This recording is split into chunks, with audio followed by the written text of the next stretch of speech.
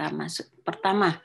Ya, jadi sebelum ke tools yang per pokok bahasan, ya mulai minggu depan sudah bicara struktur, bicara politik, gitu.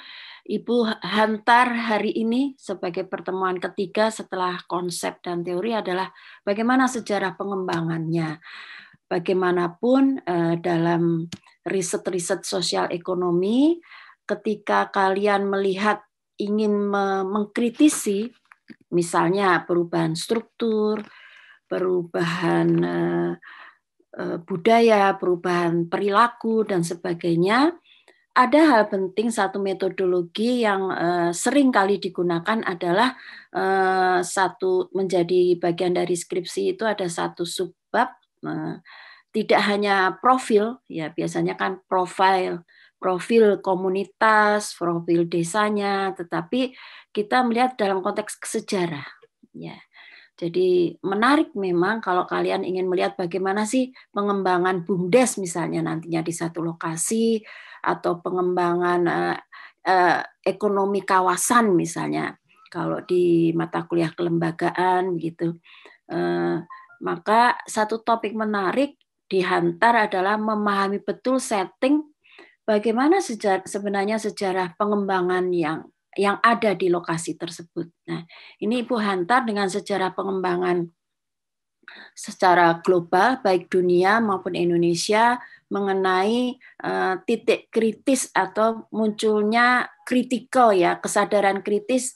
Oh, ternyata ekonomi lokal menjadi bagian yang tidak bisa dipisahkan untuk mensejahterakan bangsa, masyarakat.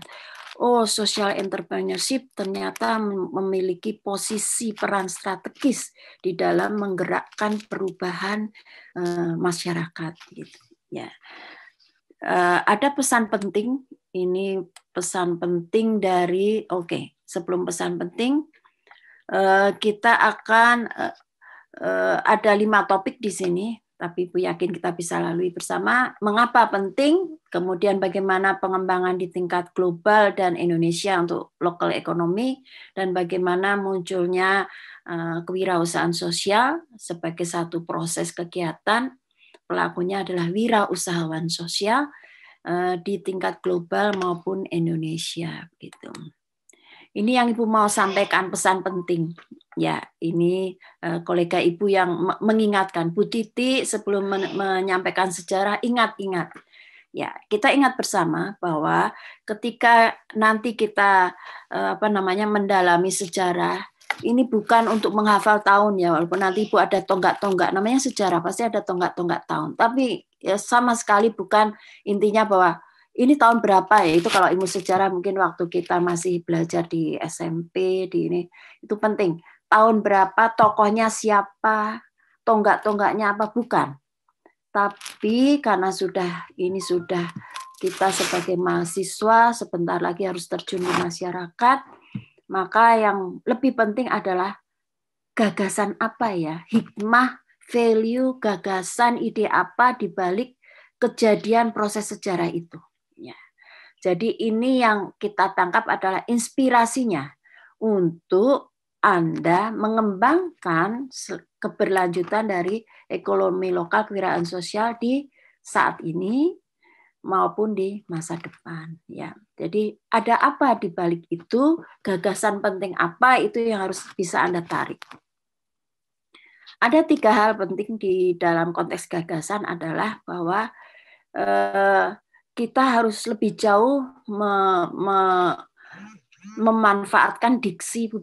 Ibu nyebut diksi, ya. Diksi adalah pilihan kata atau konsep penting adalah pro-pur versus pro-grow. Ya, ini udah kita bahas pada waktu minggu kemarin. Jadi bahwa kita tidak lagi orientasi pertumbuhan tetap penting, tetapi berkeadilan bahasa sosialnya. Artinya tidak hanya pro-growth, tidak hanya pertumbuhan, tetapi juga harus berpihak pada yang termarginalkan atau pada orang-orang miskin, kita sebut kalau dalam struktur ekonomi. Oleh karena itu solusinya ketika kita bahasanya adalah pertumbuhan, industrialisasi, modal besar, kapitalis, tentu istilahnya adalah teknologi padat modal. Kita harus seimbangkan. Tidak hanya teknologi padat modal, tetapi juga teknologi tepat guna, teknologi yang sesuai dengan konteks lokal, baik SDM-nya, baik potensi sumber daya alamnya, baik infrastruktur yang ada, baik kelembagaan yang disepakati bersama, gitu ya. Jadi teknologi tepat guna dan teknologi padat modal itu diksi yang kita pilih untuk selalu kita kenang bahwa ada hal-hal yang menjadi dikotomi, tetapi tidak berarti kemudian harus memilih salah satu. Tetapi kalau bisa berkeadilan, ya, pro poor versus pro growth, ya, berpihak pada saudara kita yang terpinggirkan atau berpihak pada pertumbuhan, teknologi tepat guna atau teknologi padat modal.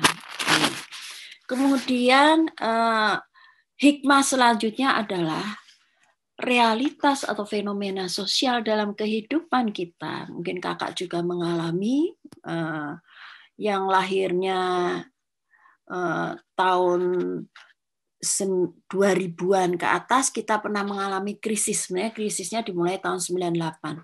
2000 ke atas itu ada krisis ekonomi, terjadi turbulensi itu goncangan sosial, muncul ketimpangan, ada yang 10 they have gitu, 10% they have, bahkan 30%. Salah Ibu, bukan 30, 10% the have gitu, yang paling kaya, dan yang lain adalah yang golongan miskin. Ketimpangan yang luar biasa. Memang kenapa Bu kalau ada ketimpangan? Tentu sebagai satu komunitas lebih besar adalah satu masyarakat dalam satu sistem pemerintahan, muncul resiko. Risikonya apa? Risiko krisis kehidupan.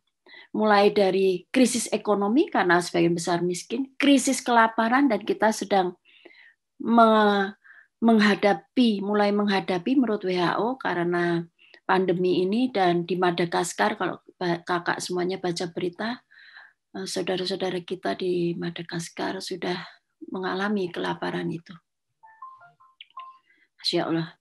Ya, kemudian krisis hukum, krisis sosial, tentu konflik akan muncul, pertentangan sumber daya alam, sumber daya kehidupan, pekerjaan, ya itu tugas orang sosial semua itu.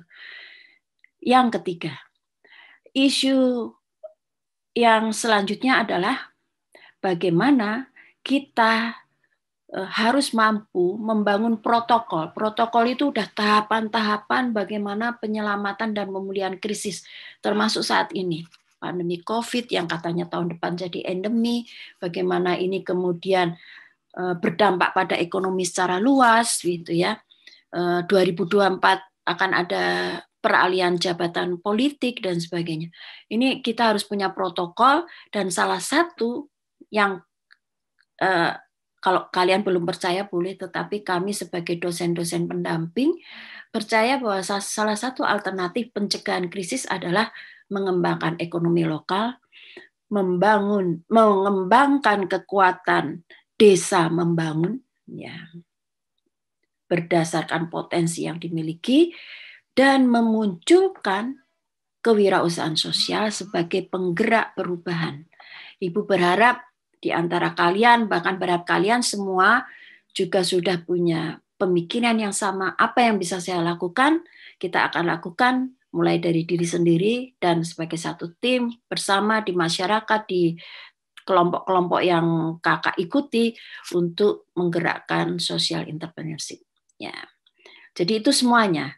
Sehingga kita memang hari ini melalui pintu kesejarahan kita akan mendapatkan hikmah untuk terus mengkaji, menerapkan, dan mengembangkan ekonomi lokal, kewirausahaan sosial. Ini pesan utama yang diminta oleh tim Ibu ELKS, Bu Titi. Pesan pertama adalah slide pertama ini harus sampai ke mahasiswa. Oke, Ibu sampaikan ke kalian. Kalaupun ada tanggapan, ada setuju atau ada tidak setuju, ada usulan, silakan ditulis di chat atau di WA grup kita. Ibu mulai dulu dengan sejarah di tingkat global mengenai lokal ekonomi ya. Ada tonggak mau nggak mau Ibu sebutkan, tapi tidak harus dihafal. Ini tonggaknya adalah gugatan pentingnya ekonomi lokal dimulai tahun 1990 ya. Bahwa selama ini baik di Indonesia pun di dunia bahwa kebijakan pembangunannya disebut kacamata sekarang ya menyebutnya dulu sih mereka nggak menyebut begitu, kebijakan pembangunan tradisional. Atau apa sih yang tradisional itu, Ibu? Tradisional itu karena semuanya perencanaan yang terbaik adalah yang terpusat. Jadi seperti gurita, kalau gurita itu kepala, itu otaknya itu ada di pusat, terus tangannya untuk membantu pembangunan di seluruh wilayah-wilayah mereka itu pakai tangan-tangan kakinya itu. Itulah gurita. Itu disebut simbol gurita adalah simbol kebijakan pembangunan yang top down istilahnya. Atas ke bawah ya. Eranya dimulai tahun 60 jadi 30 tahun ya, 60 sampai 90-an. Dan memang data-data sekunder kalau mau lihat di BPS pertumbuhan tahun 80 90 itu memang lebih memunculkan ketimpangan dan tidak berkelanjutan. Kenapa tidak berkelanjutan? Karena hasil riset menunjukkan ketika program selesai dari pemerintah pusat, anggaran sudah selesai, tutup tahun, selesai pula lah apa yang dilakukan di masyarakat kita di beragam pelosok. Ya. Mengapa ketimpangan terjadi? Karena ketimpangan secara sosiologis kita sebagai pengamat masyarakat akan memahami bahwa masyarakat tidak homogen. Ibu nggak bosan menyampaikan kepada kalian, masyarakat nggak homogen. Paling sederhana ada struktur ekonomi. Lapisan atas, menengah, bawah. Mau berdasar apa? Paling sederhana berdasarkan lahan misalnya. Atas itu lebih dari, kalau di Jawa lebih dari 1 hektar. Kalau di luar Jawa mungkin masih lebih dari 10 hektar misalnya. Seperti itu. Realitas penelitian menunjukkan bahwa siapa yang lebih bisa akses program? Yang bisa akses program-program pembangunan dari pusat adalah mereka yang duduk, yang mempunyai posisi di lapisan atas karena mereka punya modal, punya pengetahuan lebih dan sebagainya. Sehingga muncul ketimpangan dan tidak berkelanjutan. Itu era 90-an. Kemudian titik kritisnya hasil-hasil riset menunjukkan kelemahan pendekatan top down itu adalah satu, perencanaan sentralistik, ya sudah jelas ya tadi ya terpusat ya. Kemudian tidak berdampak pada penguatan sosial karena semuanya menganggap yang ahli adalah yang di pusat. Jadi yang penting program tersampaikan, bukan kepada mengembangkan kekuatan sosial dari komunitas. Kurang perhatian bahwa masing-masing lokasi punya kekhasan, punya perbedaan waktu tahapan perkembangan, punya identitas budaya yang harus diakui.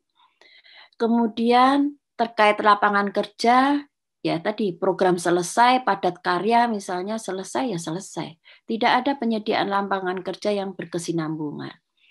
Terus karena orientasinya pertumbuhan ya prioritas perkembangannya pada ekonomi makro, pada pengembangan infrastruktur, tapi mengabaikan pentingnya sektor-sektor asli yang ada di masyarakat, UMKM, pertanian asli, penguatan teknis dari kemampuan ekonomi setempat, kemudian menumbuhkan potensi, ya, menumbuhkan potensinya juga lemah, dan bagian terpenting kalau orang sosial adalah bahwa bagaimana ketika tumbuh potensi konflik dan bagaimana menyelesaikan konflik secara lokal. Ini punya mata kuliah sendiri, ilmu sendiri dalam pengelolaan konflik.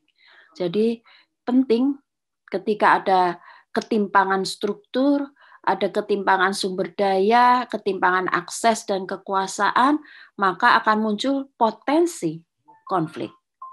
Dan bagaimana solusi menyelesaikan konflik secara lokal itu masih lemah pada era tahun 1990-an. Oleh karena itulah kemudian digagas, titik kritisnya adalah mengembangkan ekonomi lokal. Baik. Kita lanjut ke era tahun 2000 ya. 2000 itu yang Ibu sebut, kalian anak-anak abad 21 ya, 2000 juga ya. Sebenarnya itu ada ancaman luar biasa ketika 2000 itu adalah krisis global ya. baik karena bencana alam, konflik bersenjata, transisi politik ekonomi, persoalan keuangan gitu. Jadi dampak dari krisis global, artinya krisis dunia itu pada tahun 2009 mulai 98 sebenarnya udah mulai. 2000 adalah bagaimana adalah perpindahan lokasi ya, migrasi besar-besaran, kemudian ekonomi juga mengalami turbulensi ya, perpindahan alokasi ekonomi besar-besaran, mata pencarian banyak yang hancur atau banyak mengalami PHK, terpecah belah masyarakat gitu ya. Sehingga beberapa negara mengalami keruntuhan kekuasaan pada tahun 2000 itu. Oleh karena itulah Ibu kutip dari salah satu tokoh dunia, Gasser ya, tahun 2005, pengembangan ekonomi lokal ini benar-benar sebagai satu strategi untuk memulihkan kondisi krisis dunia itu ya. Jadi setelah pasca krisis, mari kita bersama-sama memulihkan strategi ini, mengatasi krisis ya, dengan fokusnya pada masing-masing lokasi. Jadi lebih mikro, tidak lagi pusat, tapi lebih mikro ke kabupaten, bahkan kecamatan, untuk pendekatan yang mengutamakan menggali aset lokal, menggali kelembagaan setempat, dan memberdayakan masyarakat. 3 kata kunci pada saat itu tahun 2000 untuk pembangunan yang berkelanjutan, yaitu menggali aset lokal ya dan meningkatkan value-nya. Kalau orang ekonom gitu, value added, nilai tambahnya harus meningkat. Tidak hanya petik langsung jual, tapi harus petik, olah, baru dijual. Lembaga setempat, kelembagaannya, dan community empowerment. Jadi community empowerment juga lahir di era 1990 akhir ke arah 2000 agar kelanjutan. Ini sejarah di tingkat global. Izin Ibu lanjut dulu untuk tingkat Indonesia. Tahun-tahunnya hampir sama, tapi Ibu tambahkan tahun 2014, karena menurut Ibu 2014 adalah tonggak kesejarahan baru terkait dengan kebijakan. Ya, 1999 sama. Jadi kalau di dunia tadi 1990, ini sebut di Indonesia itu memang 1999. Dengan lahirnya Undang-Undang Nomor 22 ya, tentang pembangunan yang basisnya desentralisasi. Desentralisasi pembangunan. Tidak ada lagi sentralisir atau terpusat, tapi pembangunan diberikan kekuasaan kewenangan pada waktu itu adalah di tingkat kabupaten. Ya, kabupaten kota itu adalah istilah desentralisasi pembangunan. Kemudian ada satu titik krusial juga yang kemudian menjadi hikmah. Ternyata pengembangan ekonomi lokal menjadi penting adalah ketika di Indonesia 2004 saudara-saudara kita di Aceh mengalami krisis tsunami. Nggak terasa sudah 16 tahun yang lalu. Ya, di mana ILO ya, International Labour Organization, untuk mengatasi kehilangan pekerjaan pasca krisis tsunami, katanya sekitar 600.000 saudara kita di Aceh kehilangan pekerjaan dan mata pencarian. Maka konsep ekonomi lokal yang di dunia di tahun 2000 sudah dikenal, 2004 mulai diinisiasi oleh ILO untuk Aceh, dengan kata kunci adalah partisipasi. Sama dengan tadi kata kunci di kalau mau berkelanjutan ya, memanfaatkan potensi, kemudian community development, karena community development tadi kata kuncinya adalah partisipasi ini ya. Aset, kelembagaan dan pemberdayaan. Nah, itu di 2004 sudah mulai diterapkan oleh ILO di Aceh dengan partisipasi semua unsur lokal. 3 aktor, ingat kemarin juga Ibu udah bilang 3 aktor, ada pemerintah, ada perusahaan, bisnis, swasta, dan ada community atau komunitas setempat atau penduduk. Partisipasi 3 pihak, kolaborasi, katakanlah paling sederhana kerjasama dulu ya, karena nanti ada kerjasama, networking, kolaborasi, sinergitas gitu. Paling rendah kerjasama dulu. Itu dapat menurunkan ketegangan, karena pastilah ketika ada satu luar biasa goncangan tsunami itu kemudian pasti ada konflik ketegangan antar semua unsur Ya. Jadi partisipasi, identifikasi kepentingan bersama, fasilitasi penggunaan sumber daya yang terbatas secara lebih efisien. Jadi 2004 ini adalah titik mula pengenalan ekonomi lokal oleh ILO di Indonesia. Oke. Dan ekonomi lokal itu fokusnya pada optimalisasi sumber daya. Ibu nggak akan ulang karena pasti kalian udah tahu. Mengoptimalkan sumber daya, kompetensi. Tujuannya adalah mengatasi kemiskinan, pengangguran, dan pembangunan berkelanjutan. Ya, ada bahasa-bahasa kunci yang diperkenalkan pada waktu itu yaitu knowledge based economy. Ekonomi berbasis pengetahuan artinya dalam konteks ekonomi adalah berdaya saing. Jadi membangun potensi ekonomi yang berdaya saing. Kemudian local resources based economy, ekonomi yang berbasis sumber daya. Ya. Ini konsep dari Budi Harsono 2015 ketika menyampaikan konsep-konsep untuk mengembangkan ekonomi lokal. Ibu mundur sedikit adalah kenapa Bu 2014 menjadi potensi penting, menjadi titik kritis juga karena setelah Undang-Undang Nomor 22 tahun 1999 maka Undang-Undang Nomor 24 tahun 2014 tentang pemerintah daerah, kewenangan pemerintah daerah, dan utamanya Undang-Undang Nomor 6 tahun 2014 tentang kewenangan desa untuk mengelola wilayahnya dalam rangka meningkatkan kesejahteraan dan kualitas hidup masyarakat desa itu adalah titik krusial di mana mendorong atau membuka ruang bagi desa untuk memanfaatkan sumber daya lokal yang dimiliki ya agar berkelanjutan. Harapannya adalah mimpinya. Berharap kalian merasakan mimpinya saudara-saudara kita ketika ada Undang-Undang Desa Nomor 6. Mereka mampu membangun ketahanan sosial, utamanya sosial dulu. Yang tadinya individual, yang tadinya pengaruhi oleh kapital dan sebagainya, mereka mulai untuk membangun ketahanan sosial. Ini pandemi menurut Ibu hikmahnya luar biasa, membangun kembali kekuatan sosial di masyarakat, solidaritas, gerakan bersama, dan sebagainya. Membangun kekuatan ekonomi kolektif, Ibu tambahin kata kolektif biar ingat, ekonomi kolektif di masyarakat. Menjaga lingkungan sebagai amanah kita sebagai manusia bahwa alam itu teman kita kalau mau kita harus menjaga alam agar alam juga menjaga kita ya. Jadi kata kuncinya adalah kemarin sudah sama-sama kita sepakati desa membangun karena desa adalah subjek ya. Ini adalah jawaban atas globalisasi ekonomi. Bu, apakah kalau begitu kita mau isolir, Bu, mau menutup? Kalau Ibu bergurunya begitu. Sebenarnya Indonesia itu luar biasa kaya. Kalau kita mau mengisolasi, dari kita untuk kita, dari Kalimantan untuk Jawa, dari Jawa untuk Sulawesi, semuanya membangun kekuatan, kita sudah bisa. Tetapi kita adalah bagian dari kehidupan di dunia global secara luas.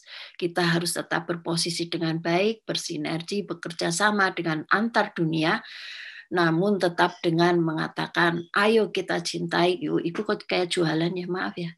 Ini Ibu mempromosikan Pak Jokowi ini programnya. Mari kita mencintai, membangkitkan produk-produk lokal, tidak berarti kita no terhadap produk-produk dunia. Ada satu negara, mungkin Ibu udah cerita, tapi Ibu nggak mau nyebut negara.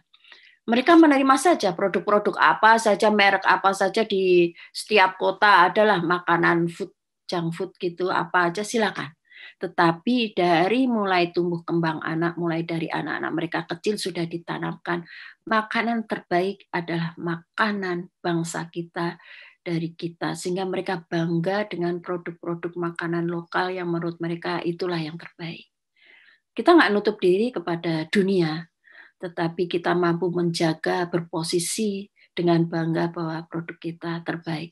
Kalau nggak salah hari Minggu yang lalu, kalau kalian lihat, Bu Presiden juga mengatakan, mari kita sampaikan bahwa rendang adalah makanan warisan budaya Indonesia, harus menjadi mendunia bahwa tetapi dengan identitas itu budaya Indonesia. Jangan sampai kemudian identitas itu diambil. Nah, Ibu nggak mau negatif thinking, tapi ada negara lain yang sudah mulai mengambil bahwa rendang itu khas negara sesuatu. Oke, ini sejarah ekonomi lokal di Indonesia. Nah, 2 halaman ini, 2 slide sebelum Ibu ke kewirausahaan sosial, mudah-mudahan kakak memahami. Ibu pancing dengan satu, oke, Ibu stop. Oke, Ibu pancing dengan satu video, ya. Kemudian Ibu buka untuk pertanyaan atau tanggapan atau diskusi dari 2 slide tersebut. Bagaimana kalian menanggapi gambar ini, video ini? Baik. Kelihatan ya Kak? Bismillah, mudah-mudahan kelihatan. Yogyakarta, salah satu kota favorit yang sering saya kunjungi. Kota ini jugalah yang memberi saya kesempatan berkunjung ke sebuah desa bernama Bejiharjo. Ada apa di sana? Mari kita telusuri lebih jauh. Sekarang saya berada di desa Bejiharjo, Kabupaten Gunung Kidul. Nah, di desa ini ada salah satu tempat wisata yang lagi ngetren banget nih di Instagram. Pasti pada tahu dong, Goa Pindul. Goa Pindul ini dikelola oleh Badan Usaha Milik Desa atau BUMDes. Pas banget, saya udah janjian sama salah satu pengurusnya. Yuk kita cari tahu. Yanto, jadi boleh diceritakan nggak gimana berdirinya BUMDes Maju Mandiri sampai sekarang? Kan udah kelihatan banget nih Pak, kalau pengelolaannya udah profesional banget. Itu gimana ceritanya Pak? Karena kita melihat potensi desa Bejiharjo itu kan sangat banyak. Baik itu dilihat dari potensi sebagai desa wisata, sebagai desa agropolitan, dan juga sebagai desa budaya. Sehingga itu kalau kita kelola, ini potensinya luar biasa. Karena ada potensi yang luar biasa itu, maka desa sepakat untuk mendirikan BUMDes. Selain dana dari pihak pemerintah desa, ada nggak sih Pak pihak lain yang sangat membantu keberlangsungan BUMDes Maju Mandiri? Selain penyertaan modal dari desa Bejiharjo, yang kita juga diberikan modal itu sebesar 500 juta dari dana desa, kita juga mendapatkan bantuan dari BRI. Nah, BRI partisipasi ke BUMDes itu sangat besar. Baik itu di tahun 2017, kita mendapatkan program Teras Nusantara sebesar 300 juta untuk dibangunkan gedung perkantoran. Terus dilanjutkan lagi CSR, itu dalam bentuk alat-alat mesin pengolah sampah, baik itu pengolah limbah maupun juga pengolah sampah yang lain di kawasan wisata. Ada 5 unit usaha yang dimiliki oleh BUMDes Maju Mandiri. Kelima unit usaha itu adalah unit usaha pasar, unit usaha persewaan, unit usaha simpan pinjam, unit usaha pengolahan sampah, dan unit usaha wisata. Unit usaha pasar mengelola Pasar Bejiharjo yang letaknya tak jauh dari kantor BUMDes Maju Mandiri.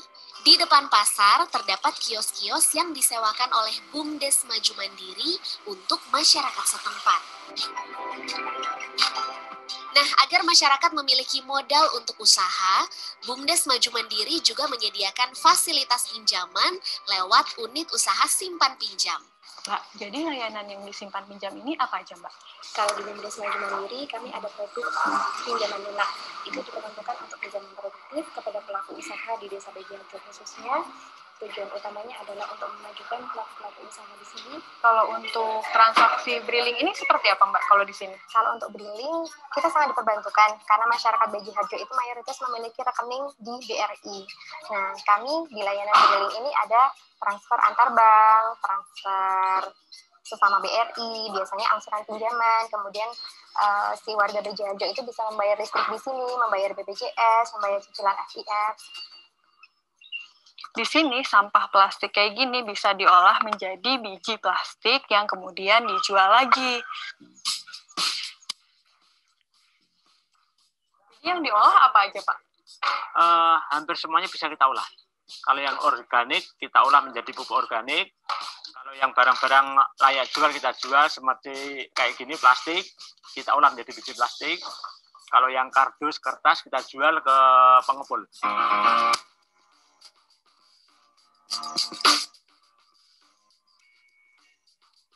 Kalau dari BUMDes Maju Mandiri terhadap pengelolaan Gua Pindul ini seperti apa, Mbak?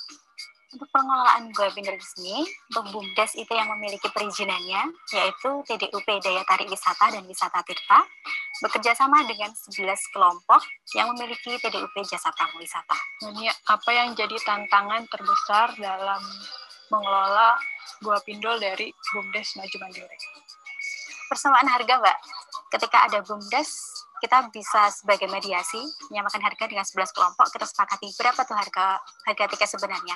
Melihat unit usaha yang dikelola oleh BUMDes Maju Mandiri membuat saya sadar bahwa badan usaha milik desa berperan penting dalam memaksimalkan potensi desa.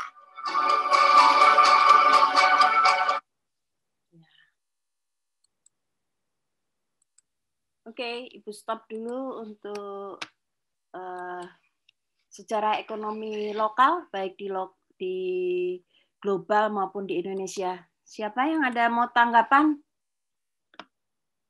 Silakan. Saya boleh, Bu. Ya, Kak, silakan. Boleh, Bu. Ya. Nadia, Bu. Kak Nada, silakan. Ibu catat. Iya. Nada. Sebelumnya izin off cam ya, Bu. Ya, oke.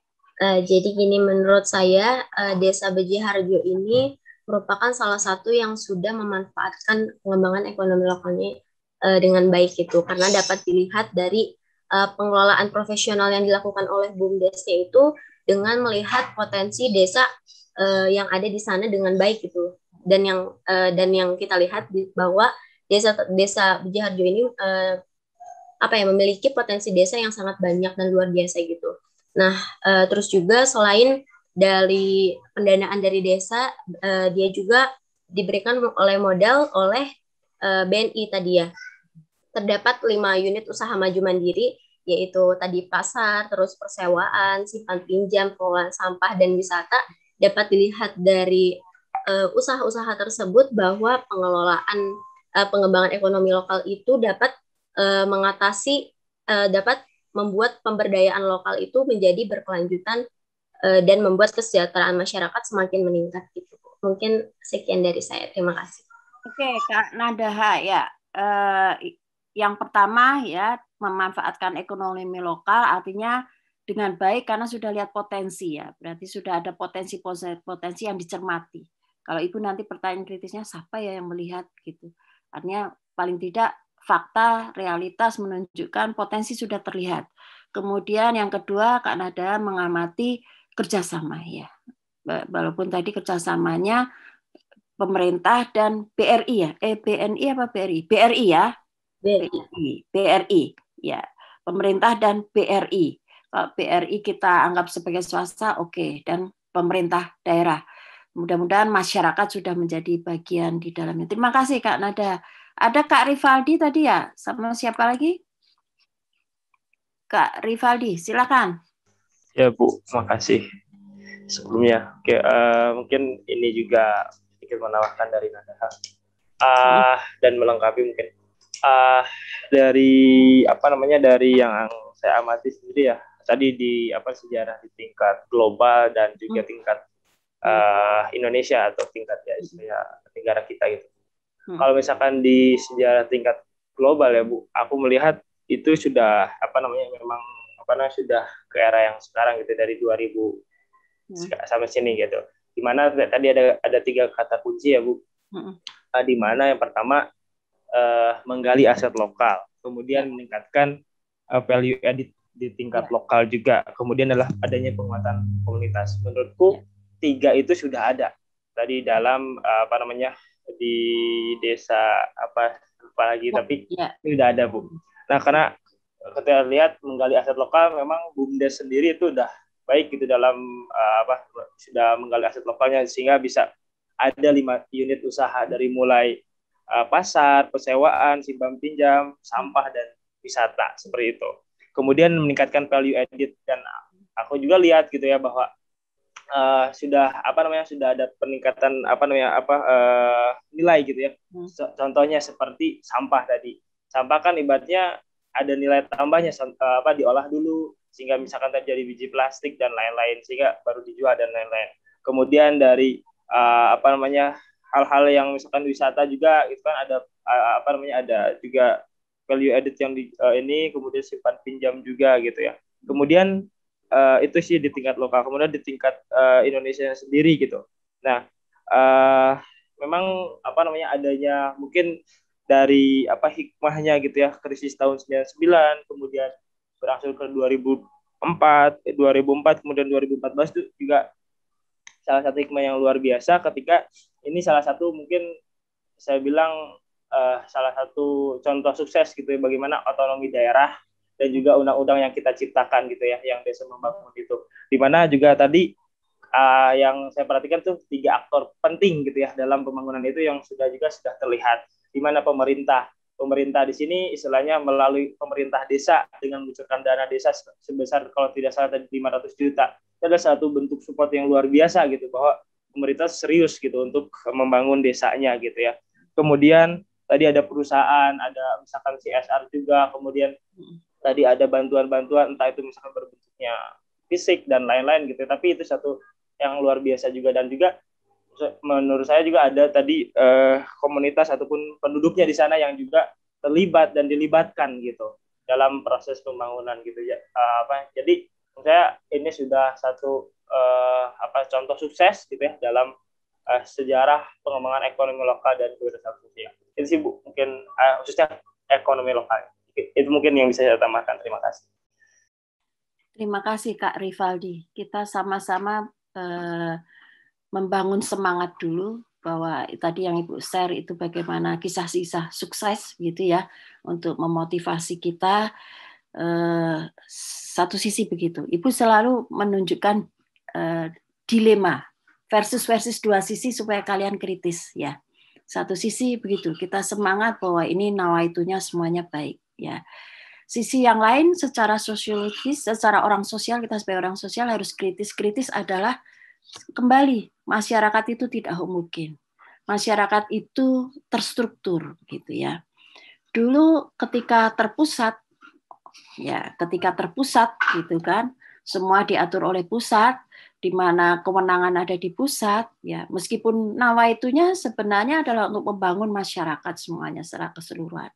Realitasnya kemudian mungkin ada kendala birokrasi, ada kendala SDM di setiap posisi birokrasi, kendala kontrol dan sebagainya. Kalau Kakak udah belajar yang KOK ya, kelembagaan organisasi dan kepemimpinan kan, atau ketika di sosiologi ada birokratisme ya, akhirnya ada korupsi poinnya. Kak Rivaldi ya paham ya maksud Ibu ya. Nah itu tugas kita mengkritisi. Ada apa? Mengapa nawaitunya bagus tetapi realitasnya selalu ke bawah? Ya karena itu, bahwa kita harus menjamin keadilan akses bagi semua. Bahwa akses untuk dana desa ini memang harus diinfokan ke semua. Itulah kata kunci community development, yaitu partisipasi tadi. Ya, mereka yang menganggap wakil harus dipertanyakan, betul nggak Ibu mewakili lansia? Betul nggak Ibu mewakili masyarakat lapisan bawah? Oke, kalau Ibu mewakili, Ibu harus menyuarakan dong. Itu sebenarnya maksud Ibu, kita kritisi saudara-saudara kita yang di DPR, MPR, sampai mana beliau juga menyuarakan betul dari lokasi di mana dia terpilih. Apa namanya itu? Bahwa dia itu dari wilayah mana gitu terpilih. Ya, itu supaya bukan berarti kita selalu negative thinking, tetapi kritis bahwa keadilan harus sebagai value tertinggi, nilai-nilai keadilan gitu. Ya, ini semangatnya begitu. Ibu kenapa begitu? Ibu karena Ibu juga waktu riset mengalami. Ibu kebetulan risetnya banyak di daerah saudara-saudara kita di Papua. Satu titik di Sumatera, di Batak. Tadinya bahasa ininya ya, Ibu nggak mau sih. Mungkin ada saudara kita yang dari Papua. Pusat tipu Papua. Ketika desentralisasi, Papua tipu Papua. Bahasa mereka begitu. Jadi perlu kita kritisi, ada apa ya kok merasa mereka belum mendapat manfaat gitu. Ya. Ini untuk mengkritisi Kak ya, bukan berarti kita untuk menegatif thinking. Tapi terima kasih Kak Rivaldi udah mengungkapkan semua dalam 3 kata kunci, betul. 3 3 kata kunci tadi menjadi bagian penting. Ya, semua pelaku itu yang perlu kita lihat, sampai mana relasi terbangun dengan baik, sampai mana struktur berjalan dengan baik, sampai mana ada satu kata kunci Kak Rivaldi, kepemimpinan. Kalau di KOK jelas di kita enggak, tapi nanti setelah social entrepreneurship kita baru bilang pelaku. Tapi bicara aktor itu ada yang hilang, kepemimpinan. Ya, mudah-mudahan bisa diamati. Ada lagi satu sudah. Tadi siapa yang raise hand ini? Satu. Elda, Ibu. Oh, Kak Elda. Silakan Kak Elda, Ibu tulis. Satu lagi Kak Elda. Silakan Kak Elda. Baik, saya juga mau melengkapi aja kali Ibu, menambahkan dari Rivaldi dan Nada, karena saya juga setuju gitu sama pendapat Rivaldi sama Nada tadi. Kalau dari saya sendiri, saya mau highlight partisipasinya gitu. Karena kalau menurut saya sendiri untuk pengembangan ekonomi lokal gitu, terutama yang mungkin saya lebih pelajari gitu selama ini mengenai ekowisata, seperti contohnya kalau di video tadi ada Goa Pindo, menurut saya kalau untuk pengembangan ekowisata berbasis lokal itu salah satu kunci yang paling penting adalah itu harus dijalankan berdasarkan community driven development, karena kalau saya sendiri kan tertarik sama tata kelola ya Ibu. Saya sendiri memang tertarik sama tata kelola dan saya melihat kalau pengelolaan sumber daya alam lokal itu lebih baik gitu, lebih baik di apa ya, istilahnya dikawal utamanya oleh aktornya itu si komunitas lokalnya atau masyarakatnya.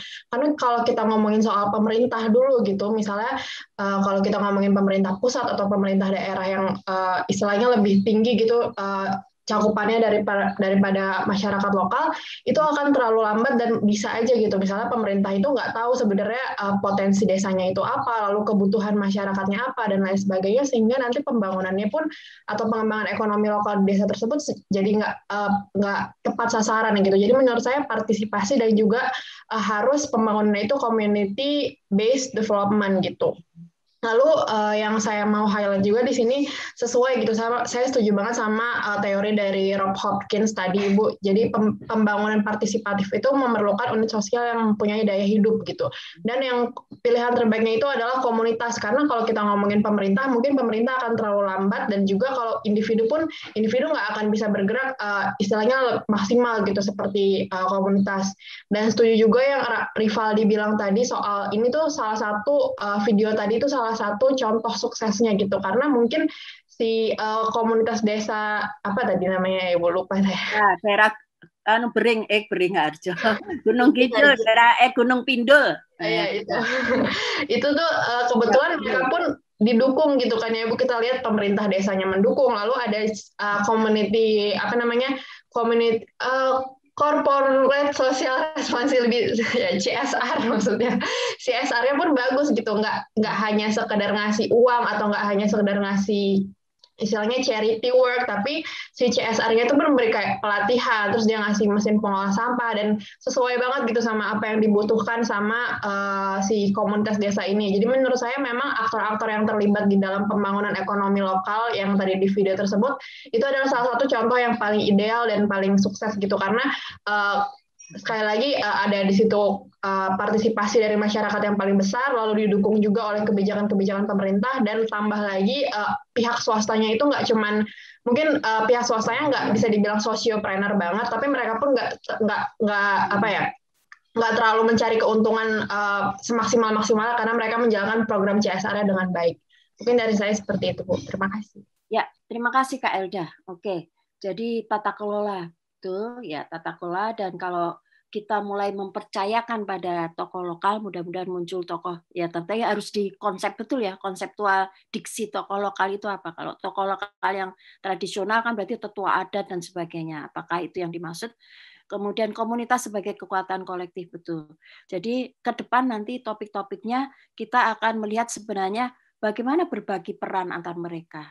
Rules, peran dari masing-masing pemerintah, jadi perannya apa? Kalau memang kekuatan komunitas yang digerakkan, ada tokoh-tokoh penggeraknya, entah itu mungkin nanti pemuda desa, atau beberapa pelaku mungkin juga mahasiswa yang sedang kuliah di IPB, kemudian lulus balik ke sana, membangun kekuatan, gitu. Itu tetap mereka bergerak. Apa fungsi dari pemerintah? Kalau sepengetahuan Ibu, hemat pengetahuan Ibu adalah Pemerintah kemudian berposisi memfasilitasi dan melindungi. Karena ketika berhadapan dengan hukum, pemerintahlah yang harusnya berhadapan dengan hukum. Harus ada pelindung-pelindung begitu. Sementara bagian pusat adalah kebijakan-kebijakannya betul-betul itu harus teraplikasi, dapat diterapkan dengan baik. Jadi nanti ke depan kita akan banyak bicara bagaimana membangun kerjasama, bagaimana masing-masing pelaku itu punya rules, peran masing-masing, membangun tata kelola. Satu nanti ada topik baru yang tahun lalu belum ada, tata kelola wirausahawan sosial. Itu yang baru.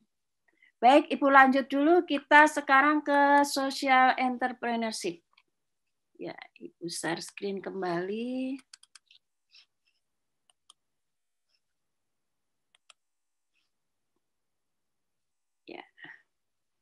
Ya, kita mulai dengan dunia. Jadi memang kewirausahaan sosial, jadi ini belum bicara pelaku, tapi bagaimana proses atau kegiatan atau arahnya ke tujuan dari kewirausahaan sosial ini muncul di dunia memang seiring. Jadi ketika ada gagasan-gagasan ekonomi lokal, kemudian globalisasi semakin menguat, maka muncullah kewirausahaan sosial. Jadi ketika kata kunci partisipatif, pembangunan yang lebih partisipatif, memanfaatkan sumber daya dan inovasi lokal, maka didoronglah kemudian perilaku-perilaku yang tadi bahasanya Kak Ella komunitas sebagai kekuatan kolektif. Jadi Ibu biasanya menyebutnya ekonomi kolektif, ekonomi komunitas gitu. Jadi perilaku-perilaku yang tidak hanya individu bisa, social entrepreneurship bisa, wirausahawan sosial bisa individu, bisa lembaga, bisa organisasi, ya kolektif. Menguatnya globalisasi dalam konteks lebih ke IT, teknologi digital, bagaimana semuanya socially connected, itu kata kunci yang tim dosen juga mengingatkan, Bu Titik jangan lupa ingatkan mahasiswa bahwa kita semua sekarang terhubung secara sosial. Bahkan kalau mau bicara big data, data kita, status ibu sudah jadi nenek punya cucu satu, semuanya ada. Saya nggak tahu dari mana tiba-tiba dapat promosi, ini Bu ada baju-baju untuk cucu ibu, padahal ibu nggak pernah cerita, tapi kok tahu ya kalau ibu punya cucu gitu, dikirimlah tuh. Itu artinya apa? Data kita sudah bukan rahasia lagi, sudah milik umum ya dalam skala dunia, baik melalui alam, perdagangan, politik dan budaya, semuanya sudah terkoneksi ya. Socially connected itu bagian kata kunci penting ya. Dan hubungan-hubungan dalam masyarakat komunitas ini fokusnya pada partisipasi kelompok kolektif sebagai lawan dari individualitas ya. Jadi kita lebih membangun kekuatan kolektif ya. Nanti kalau kakak mendalami ada namanya collective action, tindakan kolektif, agak beda kalau belajar yang kelembagaan organisasi kepemimpinan. Collective action baru tindakan kolektif. Tetapi kalau udah social movement, gerakan sosial, satu kata kuncinya ada tokoh yang memimpin. Udah ada perencanaan dan sebagainya, itu social movement. Agak ini, tapi Bu perlu jelaskan. Kita baru sampai ini gagasan collective action, tindakan kolektif ya. Kemudian pembangunan partisipatif, tadi masih Rob Hopkins ya, yang mempunyai daya hidup, maka komunitas sebagai pilihan. Ibu kutip lagi ya. Jadi bukan lagi kalau individu terlalu kecil, pemerintah terlalu lambat, maka memang yang diharapkan adalah komunitas level menengah, meso, yang diharapkan punya gerakan cukup. Ya, jadi komunitas memiliki kekuatan dan ketangkasan menjadi ruang yang melahirkan kewirausahaan sosial. Jadi sejalan ketika bicara ekonomi lokal, karena posisi subjeknya adalah komunitas, mereka didorong partisipatif, ya komunitas itu sebagai arena untuk ruang melahirkan kewirausahaan sosial. Ya. Siapa bapaknya? Ibu juga baru tahun lalu baru memahami siapa sih yang kemudian disebut sebagai bapak kewirausahaan sosial dunia. Itu tahun 80. Sejarah munculnya kewirausahaan sosial dunia, ternyata yang disebut bapak oleh dunia sebagai bapak social entrepreneurship itu namanya Bill Drayton, yang kemudian mendirikan Ashoka Foundation. Ya. Ini tujuannya, tapi Ibu akan lebih berupa video biar merasakan betul bagaimana Ashoka Foundation yang didirikan oleh Bill Drayton itu memang punya dukungan luar biasa pada social entrepreneurship. Ya. Jadi mengidentifikasi ya dan langsung memberi dukungan finansial agar memaksimalkan potensi social entrepreneurship. Kemudian mendorong munculnya entrepreneurship secara berkelompok, ya, collective action, tindakan kolektif, membangun infrastruktur termasuk value, ya. Jadi tidak hanya nilai finansial, tapi lebih ke value sosial. Arahnya adalah mereka didorong punya gagasan inovatif yang mampu memperbaiki masalah. Ya, itu kata kunci social entrepreneurship. Mereka lahir inovatif, kreatif untuk memecahkan masalah, bukan untuk memaksimalkan keuntungan atau profit oriented business, bukan. Tapi ilmu entrepreneurship digunakan karena ilmu entrepreneurship itu adalah kreatif, inovatif, punya semangat jiwa entrepreneurship. Arahnya adalah untuk memecahkan masalah. Masalah lingkungan, masalah pengangguran, masalah kemiskinan gitu. Kemarin contohnya adalah Pak siapa tuh Muhammad Yunus ya. Ibu akan putarkan supaya lebih memahami bagaimana Bapak Kewirausahaan Sosial Dunia ini dengan Ashokanya. Ya. Mudah-mudahan bisa nampak. Mulai dari mana ya? Karena Ibu tidak mendownload, tapi mudah-mudahan aman ya. Kita mulai. Oke. Apa itu Ashoka? What is Ashoka is? Oke, bismillah. The $1 million question. Being associated with Ashoka and this process is the most amazing day-by-day, year-by-year tutorial in how the world works, where the world is going, and also in courage and values. Ashoka is impact. It's changing the system. If one were to do the forensics and significant impact in healthcare and impact in education and the environment, you will often find the fingerprints of Ashoka there. How do we change the world for the good of all? It's always a big pattern change idea, but only if it's in the hands of a really good entrepreneur. It's that combination. Bill's brilliance was he was one of the earliest to recognize the social innovators who were attacking problems in incredibly new and enlightened in different ways. The oddballs, the misfits, the folks that their families and friends couldn't figure out what it was that they were doing. When I was 10 years old, I built a solar car. The battery of my car, it wasn't charging well enough. How can I charge my car more efficiently? Why are solar panels so limited? Over 80% of the Ashoka Fellows have started something by their early teens. I had a chance to present my project at a science fair. And the girl sitting next to me was telling me you could actually take this technology to Indonesia. And I feel like a light bulb kind of went off in my head at that moment. No one can ever tell them that they can't change the world after that. Something that I built in my basement is now being assembled and maintained by people in Mexico that need this technology. They cannot be a happy person in life until they have changed the pattern of society. And so the entrepreneur is in a lifelong creative process. I love the fact that people are Ashoka Fellows for life. Once you're in that community, you're always part of it. The better job that we can do in helping them be architects of their own solution, the more effective that solution is going to end up being. Being involved with Ashoka set a high bar for the rest of the philanthropy that we get involved with, because I can see these are people who are driving true change. I want to go with the people who are passionate. People who work for Ashoka all around the world are doing the search for fellows in their countries. They really understand the context of the problems. They understand what a new idea is and what a potentially good one looks like. They were asking questions like, how are things going to be different in rural Kenya in 10 years? Typically, I was used to being asked, what is your budget going to do between now and the next 2 quarters? The course of human history has been towards a more and more empathy-based society. And this is the critical moment where we shift to everyone being powerful.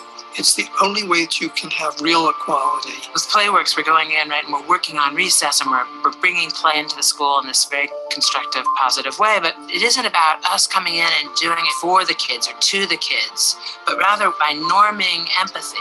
The kids become the primary actors, and it's the kids who are achieving these really significant changes. What Ashoka is working on to make sure that everyone has that gift, that we really do become a change maker world.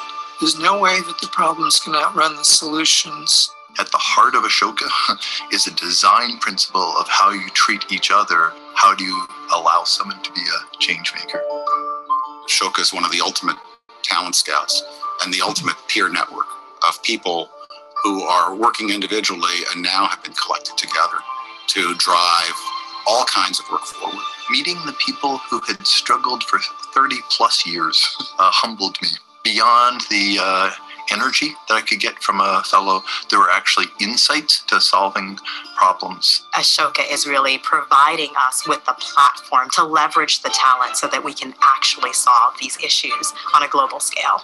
The most important about what Ashoka is doing is that they make people believe that change is possible. That belief can go viral.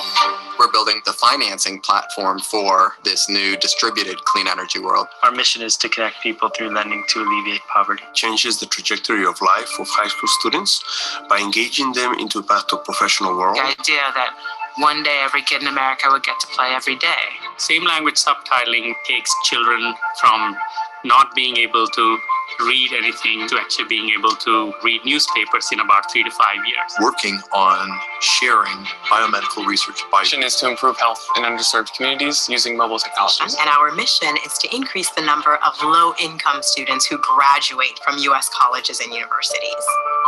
We're not going to wait for good news. We're going to go out and create it. And we're going to create it with these networks of change makers.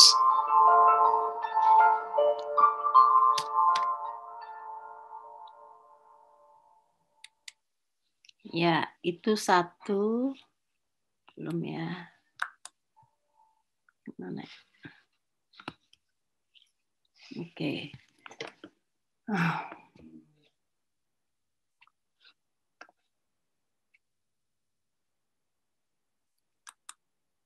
Good grammar and spelling are important, but if you want to write essays that inspire, messages that forge brighter connections, and emails that get the job done, you need to think about more than just grammar and spelling. This sentence is grammatically correct, but it's wordy and hard to read. It undermines the writer's message, and the word choice is bland. Grammarly's cutting-edge technology helps you craft compelling, understandable writing that makes an impact on your reader. Much better. Grammarly works where you work, on your computer or your phone. Imagine what you could do with the secrets of the world's best writers at your fingertips, anytime you need them. Are you ready to give it a try? Installation is simple and free. Visit Grammarly.com today.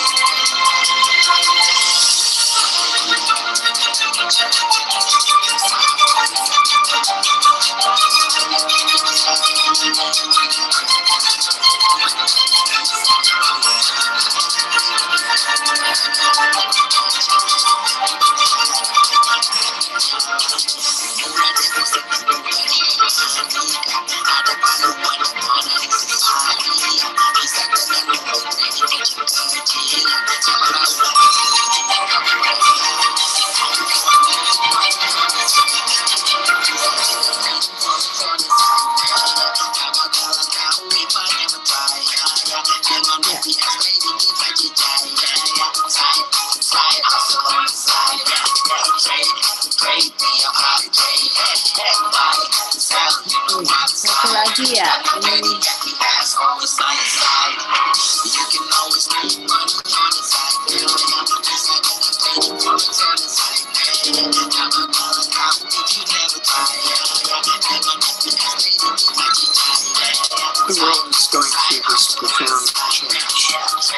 Ibu. Bu, kayaknya ada satu video yang belum di-share, Bu. Tanya. Yang mana ya? Oh, kayaknya ini nih. Yang Oke, udah. Please. Maaf.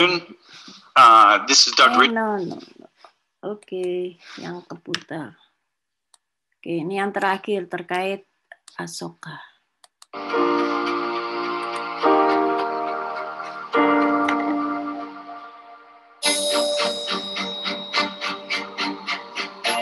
The world is going through this profound change. It's a game defined by change. That's where value is from. It's no longer efficiency and repetition, assembly lines, law firms. So the new inequality in the world is between the people who are in the new game and the people who are out. And that's what's dividing the world.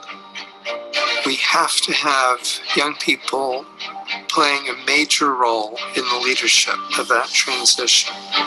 Ashoka Young Changemakers is a community of teen changemakers who have created change in their own communities, in their own world. The importance of young people as changemakers, it starts, of course, with them, but the ripple effect is profound. It is not enough to have just very few change makers. They want to influence other young people, other stakeholders of the society. Ashoka Young Changemakers are co-leaders in Everyone a Changemaker movement, and I think they are the chief agents of shaping this ecosystem where every young person grows up to become a changemaker. You know, the issue is much greater than we even thought. Over $1 trillion of aid has gone to Africa from the Western world, and still we are faced with the same problems stemming from extreme poverty. Oftentimes we are unwilling to listen to the wisdom of youth because it challenges some of our own assumptions about choices that we have made and institutions that we have helped build and in some cases tear down. So I think it may take more courage than we actually believe to listen to young people, but we must. We are tackling the systemic issues, but we're also creating long-term change by empowering this next generation to become the leaders their communities need. And it's also about making being a change maker the status quo. I think the world would be an amazing place if everyone was a change maker. I mean, we wouldn't have nearly as many of the problems as we do today. Because if everyone was a change maker, if everyone was super dedicated to one issue and went beyond tweeting and posting about it, but went into making an impact, then our world would be a much better place. The power is yours. The power is yours. The power is yours to change your world. To change your world.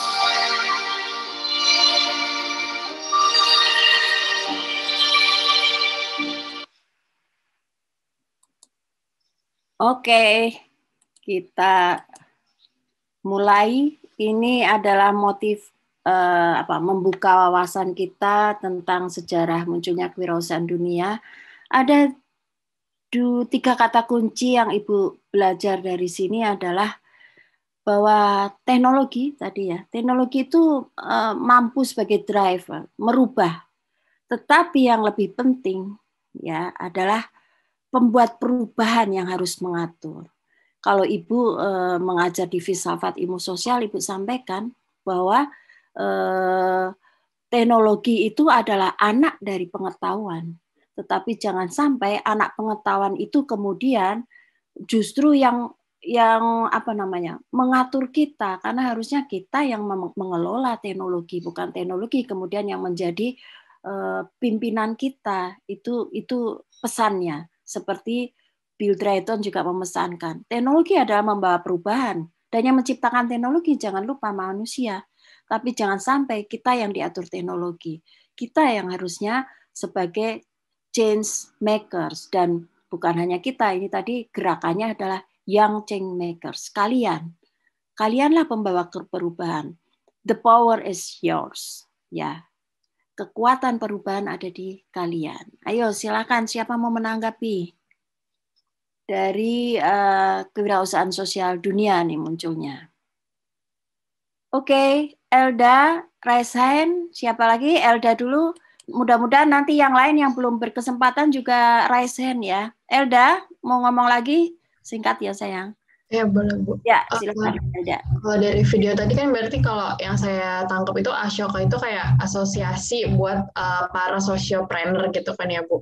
Dan saya lihat mereka tuh kayak punya something in common itu adalah mereka semua pengen bikin dunia yang ramah gitu untuk semua orang. Kayak kasihan kayak tadi saya lihat sempet kasihan gitu kalau misalnya di dunia yang zaman sekarang apalagi nilai-nilai sosial dan nilai-nilai moral tuh kadang dikesampingkan gitu. Kayak sekarang orang-orang lebih individualis, orang-orang lebih mementingkan pengembangan skill daripada soal empati ke sesama dan lain sebagainya. Dan saya melihat mereka itu adalah orang-orang yang nggak kebawa sama nilai-nilai zaman sekarang itu. Jadinya mereka tuh kayak bikin asosiasi, mereka berkumpul bersama akhirnya supaya istilahnya misalnya tadi ada yang dari Indonesia, supaya perubahan yang dia buat itu nggak cuma di Indonesia tapi nanti bisa dirasakan juga sama masyarakat secara global. Dan juga ada juga yang Ashoka itu pokoknya yang anak-anak muda direkrut juga untuk bisa punya nilai-nilai yang sama yang dianut sama si Ashoka Fellowship tadi, sehingga istilahnya perubahan-perubahan itu jadi mereka tuh nggak cuma menunggu ada perubahan tapi mereka adalah aktor-aktor yang akan membuat perubahan itu. Segitu aja dari saya. Oke. Makasih Kak Elda. Kak Tiara, silakan Tiara. Iya, baik Ibu, terima kasih atas kesempatannya. Mungkin saya melengkapi atau menambahkan jawaban dari Elda. Ya. Saya juga setuju tadi di mana Ashoka itu merupakan sebuah asosiasi juga yang mengumpulkan orang-orang, terutama anak muda, dan mereka tuh mengatakan bahwa siapa saja yang punya bakat itu pasti bisa merubah dunia seperti itu. Ya. Jadi juga disebutkan ada di berbagai bidang, ada di kesehatan, kemudian ada di kredit, terus ada juga yang mengembangkannya di bidang teknologi seperti tadi desain mobil dan lain-lain gitu Bu. Jadi menurut saya Ashoka ini merupakan sebuah himpunan untuk membantu para wirausahawan sosial di seluruh dunia untuk bisa bekerja sama satu sama lain, kemudian membangun mitra dan tujuannya itu untuk memberikan perubahan kepada dunia. Mungkin seperti itu Bu. Terima kasih. Terima kasih Kak Tiara. Ya, betul apa yang Kakak sampaikan teramati. Kak Rizka, silakan. Ya, baik Bu. Seperti yang sudah dijelaskan sama Elda dan juga Tiara tadi, Ashoka itu seperti apa gitu. Mungkin di sini saya akan melihat tadi bahwa sebenarnya tatanan di dunia ini semakin lama itu kan semakin efisien ya, tapi semua itu ternyata ada dampak dari teknologi yang juga semakin berkembang gitu. Tapi transformasi itu ternyata malah membuat manusia itu semakin individualis gitu. Dan juga seharusnya di sini manusia bisa. Ibu maaf suara saya jelas nggak Bu? Terdengar Kak, silakan. Ya. Iya, menyadari itu malah manusia sendiri yang membuat perbedaan gitu. Seharusnya kita bisa bergerak maju bersama gitu. Dan seperti yang tadi Ibu bilang bahwa teknologi itu sebenarnya adalah anak dari pengetahuan. Jangan sampai si teknologi ini malah yang mengendalikan kita. Karena sebenarnya power-nya itu ada di kita. Seperti yang tadi dikatakan, the power is yours gitu. Seharusnya di sini manusia bekerja sama dan berkolaborasi agar menciptakan kerjasama tim dan juga bisa menciptakan empati gitu. Jadi jangan sampai dikendalikan oleh teknologi. Seperti itu, Bu. Ya, terima kasih Kak Rizka. Iya, jadi tantangannya sekarang ada pada kalian. Ada lagi? Sudah? Ya, kalau nggak ada, Ibu. Ya sayang, siapa nih?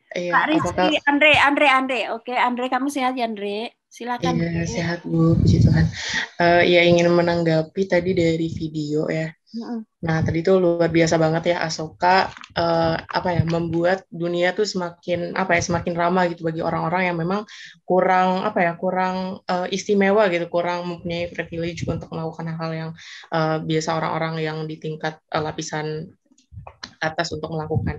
Tadi saya terharu ketika bilang kalau misalkan anak-anak tuh dia tuh orang yang mempunyai impact besar terhadap masa depan gitu. Sehingga anak-anak tuh perlu untuk dikembangkan gitu. Mereka harus mengetahui potensi mereka harus tahu bakat mereka seperti apa, mereka ya jangan nangis. Mereka juga harus harus bisa mendapat pendidikan yang cukup dan sebagainya macamnya.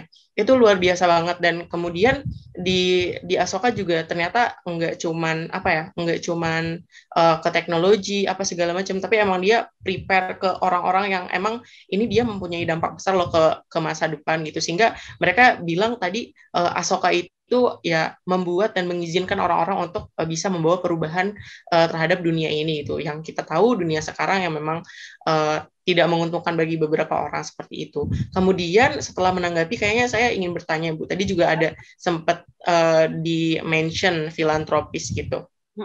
Nah, saya pengen tanya, apakah wirausahawan sosial itu termasuk ke filantropis, atau filantropis dan wirausaha sosial itu adalah suatu hal yang berbeda?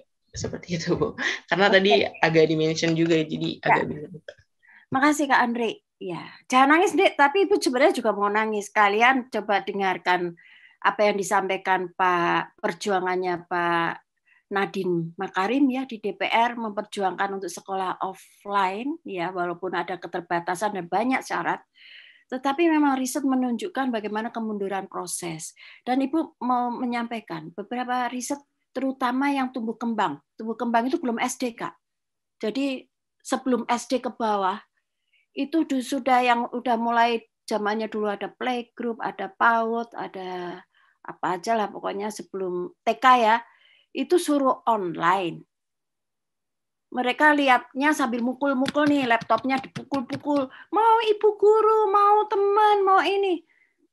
Mengalami kemunduran tumbuh kembang mereka, banyak yang kemudian menjadi anak istimewa. Itu real. Itu salah satu masalah yang harus jadi solusi segera, bagaimana adik-adik kalian yang mengalami pandemi ini mengalami kemunduran pendidikan yang luar biasa. Karena beliau belum bisa berproses dengan teknologi, bisa berproses tapi yang main itu, yang main YouTube apa lagu-lagu dan sebagainya, dan itu beda dengan proses tumbuh kembang anak gitu. Ibu itu sekilas, tapi itu tantangan bagi mereka yang kalau di FEMA itu Departemen Ilmu Keluarga Konsumen itu punya tantangan luar biasa untuk ilmu keluarga karena PR-nya di situ. Oke, filantropis. Jadi ada di social entrepreneurship ada di tengah-tengah, Kak. Jadi satu yang entrepreneurship sejati, ya profit. Kemudian filantropis itu lebih ke bagaimana kepekaannya untuk rasa dan membantu. Tapi social entrepreneurship itu punya jiwa entrepreneurship yang dipakai kreatif, inovatif untuk menyelesaikan masalah sosial. Jadi beliau ada di tengah-tengah. Ya, baik sebagai nanti kewirausahaan sosial itu kegiatannya, prosesnya, pelakunya adalah wirausahawan sosial, ada di tengah-tengah. Ya, Kak. Oke, sekarang mau nangis boleh? Oke, Ibu lanjutkan dulu. Ini yang lokal belum nih? Oke, Ibu share dulu ya, yang lokal belum nih. Sampai mana tadi? Udah ya. Oke. Ini sudah kemarin Ibu nggak mengulang ya, beberapa pelaku level dunia, Muhammad Yunus ya kita udah putarkan, ada namanya Rangde juga, ada Jod Foundation, ada stand cukup banyak ya, terhadap semua arahnya kalau dicantolkan ke tujuan dunia adalah Sustainable Development Goals ya, ini masih MDGs karena tahun 2006 ya, semuanya arahnya adalah no hungry, no poverty, no degradasi lingkungan, tidak ada lagi.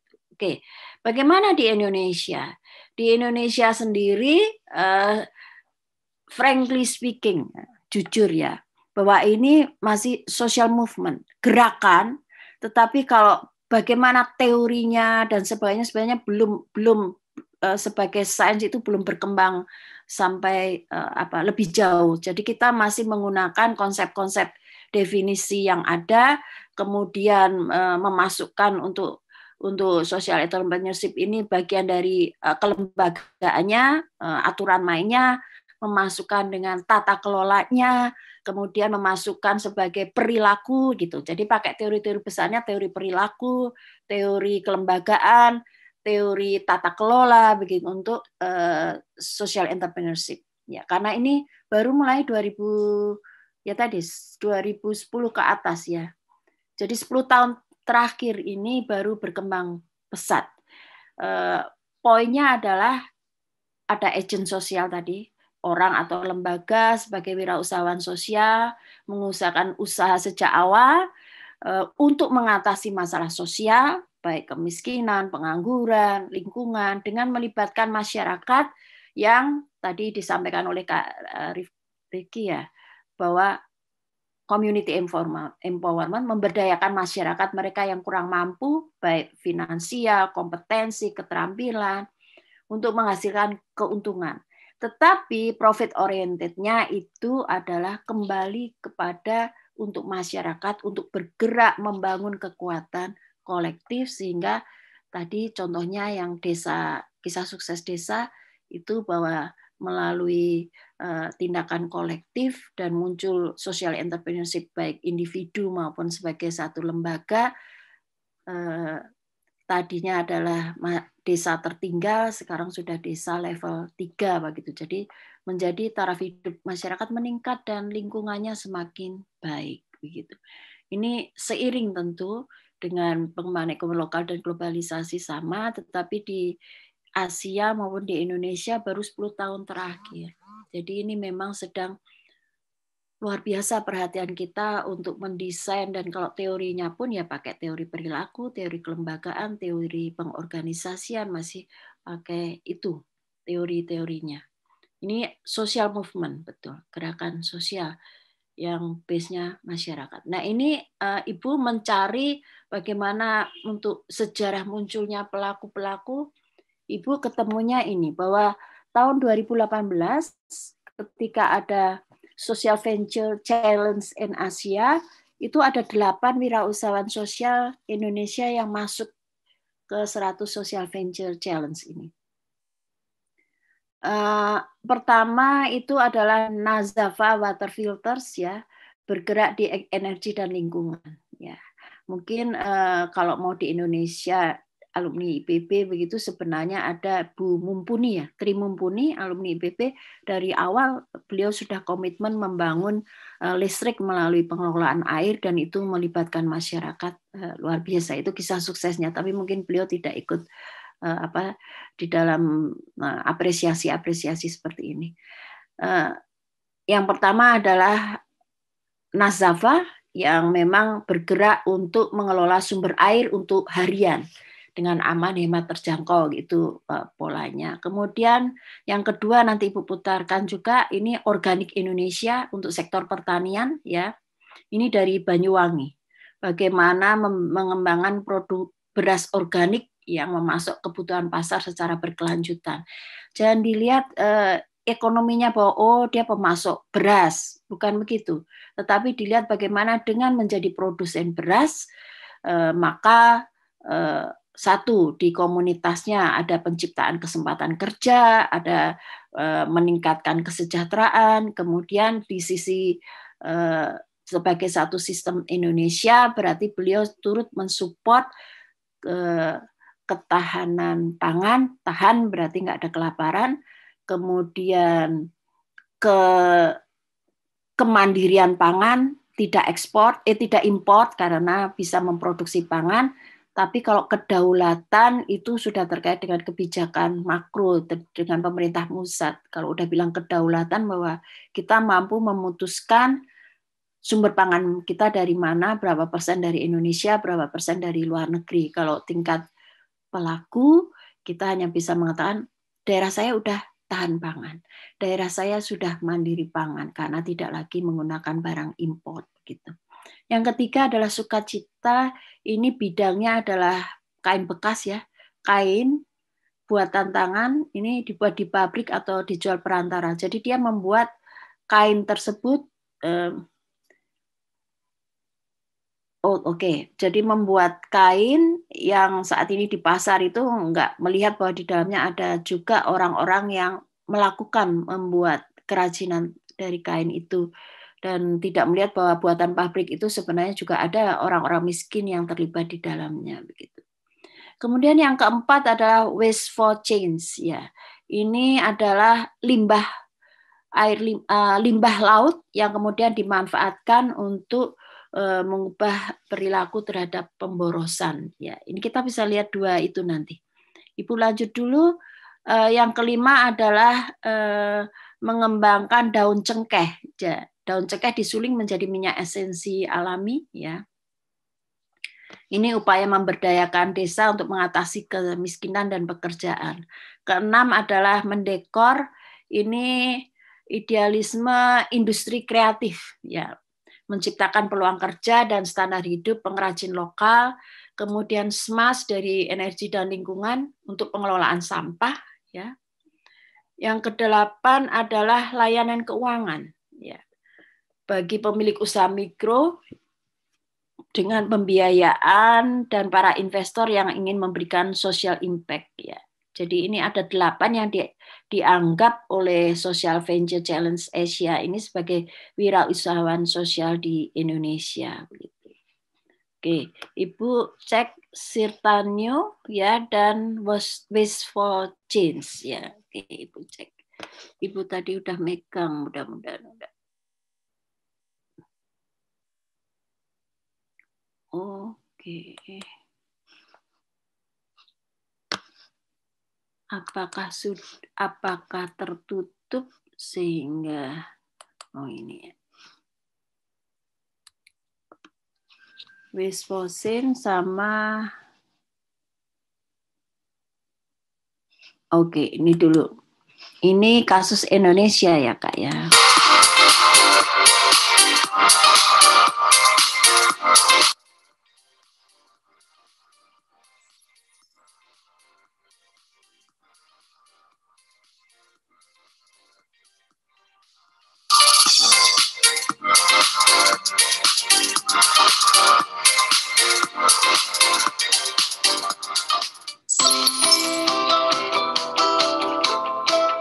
Sirtanio itu berasal dari dua kata, ngesir dan tanio, sebuah ajakan dari kami kepada petani di Banyuwangi untuk bertani organik di Indonesia.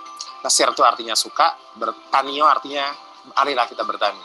Kami adalah produsen beras organik yang produknya sudah siap didistribusikan ke nasional dan juga ke pasar internasional. Semangat yang terpacu adalah kemandirian sebenarnya, Mas. Jadi saya percaya harusnya negara kita menjadi negara agraris yang bisa swasembada. Apalagi Indonesia tanahnya banyak, harusnya bisa swasembada pangan. Tapi kenapa tidak bisa? Ya itu yang sebenarnya menjadi PR yang kami pikirkan. Semangatnya itu di sana sebenarnya.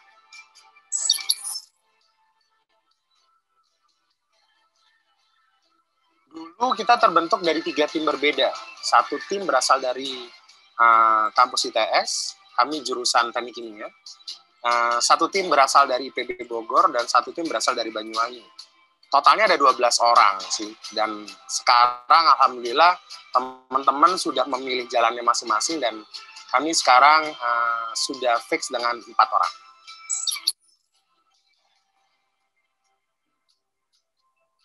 Pada saat kami memulai bisnis Sirtanio ini, Pak Samanhudi selaku co-founder menyampaikan beberapa permasalahan di pertanian Indonesia, beras khususnya. Pertama, petani itu susah sekali mendapatkan benih berkualitas, pupuk berkualitas, apalagi tenaga kerja di lapangan yang masih muda dan masih kreatif. Yang kedua, petani itu rupanya kesusahan sekali mendapatkan modal kerja.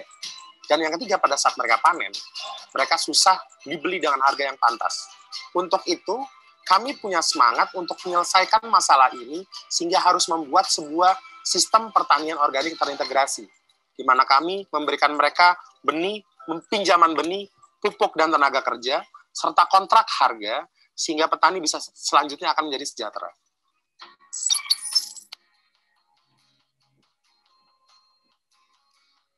Alhamdulillah, perkembangan Sirtanio dari tahun 2012 pertama kali kami berdiri sampai sekarang berkembang minimum per tahunnya 2 kali. Jadi pada saat mulai tahun 2012 kami hanya punya revenue sebesar 160 juta. Alhamdulillah tahun ini kita bisa hit di angka 3,9 miliar di tahun 2017. Dengan target tahun ini bisa mencapai omset sekitar 10 miliar.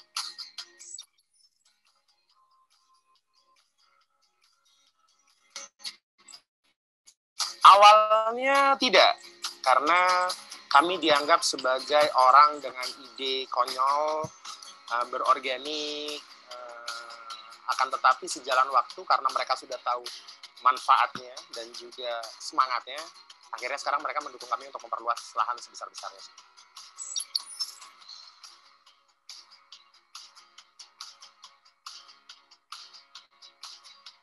Melakukan sosialisasi rutin terhadap petani dari satu kecamatan ke kecamatan lain. Yang pertama itu. Yang kedua, kami kerap kali melakukan beberapa pelatihan yang berhubungan sama capacity building, mulai dari pelatihan pembuatan pupuk organik, bagaimana mengelola keuangan pertanian, sampai bagaimana melakukan promosi produk. Kami lakukan baik itu internal di stakeholder Sirtanio, maupun petani mitra, ataupun petani yang masih belum masuk menjadi petani mitra Sirtanio. Sosialisasi ini cara kami agar semangat berorganik di Banyuwangi bisa terduplikasi ke beberapa daerah lain.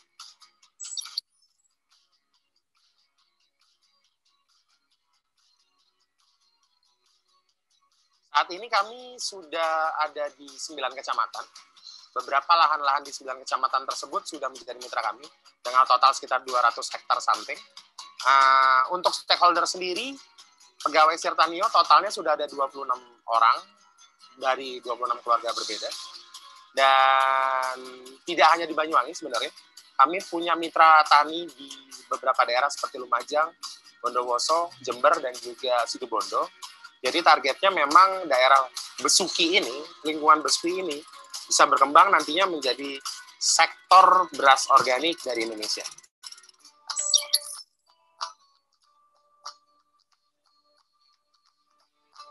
Yang pertama pasti benefit keuangan atau benefit ekonomi. Pada saat bermitra dengan Sirtanio, pendapatan petani beras meningkat hingga 20-30%. Kami biasanya membeli harga hasil panen lebih tinggi Rp500 dibandingkan harga lokal dari segi ekonomi.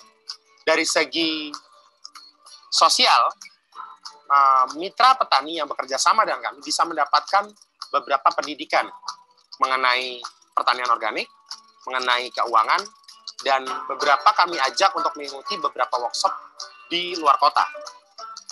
Yang ketiga, berhubungan sama keluarga dan lingkungan sekitar. Mereka bisa ikut menjadi stakeholder kami, menjadi mitra penjualan kami, bisa menjadi pegawai kami, dan bisa menjadi tenaga lepas kami. Itu yang kami lakukan ke stakeholder yang ada di Banyuwangi.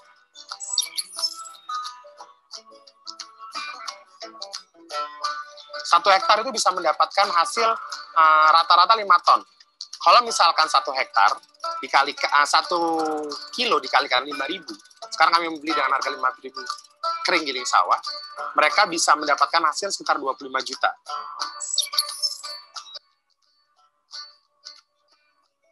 Oke, maaf waktunya.